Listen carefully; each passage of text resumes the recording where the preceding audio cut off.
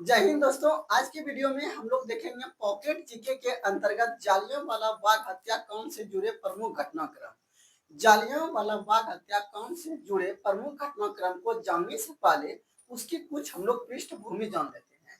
इसकी पृष्ठभूमि कुछ इस प्रकार है। भारतीय क्रांतिकारी के डर से अंग्रेजों ने एक कानून पारित किया जिसका नाम था रौलेट एक्ट कानून। इस कानून के अंतर्गत किसी भी भारतीय क्रांतिकारी नेता को गिरफ्तार करके जेल में डाल सकते हैं अंग्रेज। जब ऐसा कानून पारित हो गया तो इसे भारतीयों ने काला कानून, बिना अपील, बिना दलील का कानून कहा। इस कानून के अंतर्गत भारत के दो क्रांतिकारी नेता सतपाल मलिक, सैफुद्दीन किचलू को गिरफ्तार कर जेल में बंद कर दिया अंग्रेजों ने।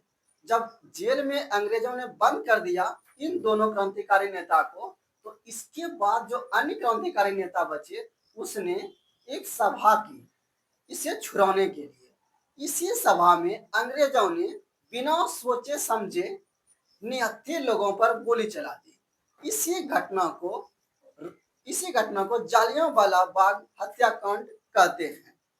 यहाँ से जब हम लोग पृष्ठभूमि जान लिए, अब आते हैं प्रमुख घटनाक्रम को विस्तार से जानते हैं। जालियांवाला बाग हत्याकांड ये भारत का मैप है।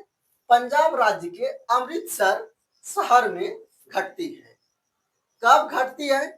13 अप्रैल 1919 को। क्यों? बाग में शांतिपूर्ण बैठक कर रहे थे भारतीय क्रांतिकारी नेता।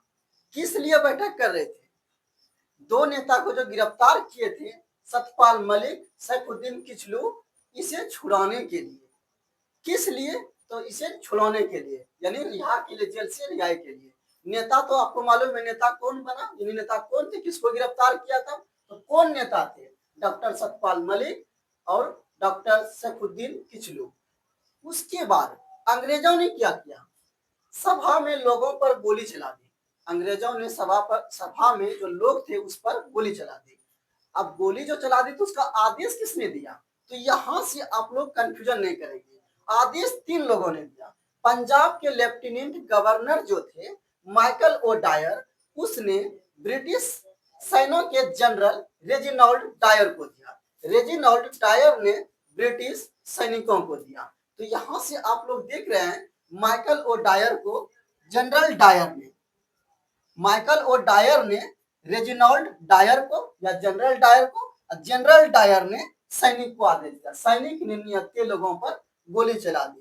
तो ये आदेश से जुड़े एक क्वेश्चन हमेशा एग्जाम में आते हैं, आप लोग कंफ्यूज नहीं करेंगे।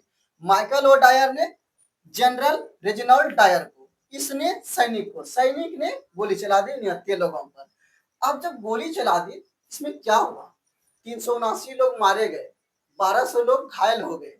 उसके बाद अंग्रेजों की जो उपाधि, अंग्रेजों ने भारतीय क्रांतिकारी यानी भारत के जो महान नेता थे या भारत के जो भी महान पुरुष थे, उसी जो उपाधि दिए थे उसे लौटाना शुरू कर दिया। क्योंकि इतना बड़ा घटना हुआ, उससे दुखी होकर के महात्मा गांधी ने कैसर ए हिंद की उपाधि अंग्रेजों को लौटा दी। रविन्द्रनाथ टैगोर ने नाइटहुड, जिसको हम लोग सर बोलते हैं, उपाधि लौटा दी। शंकर नायर जो कि वायसराय की कार्यकारी परिषद के सदस्य थे, उसने त्याग पत्र दे दिया। तो इस घटना से दुखी होकर के 3 लोगों ने क्या क्या किया, ये आपको याद रखनी है। अब जब इतना बड़ा घटना हो गया तो जांच बैठनी चाहिए। जांच अंग्रेजों ने बैठाया, उसका नाम हंटर आयोग था। लेकिन भारतीय इससे संतुष्ट नहीं हुए।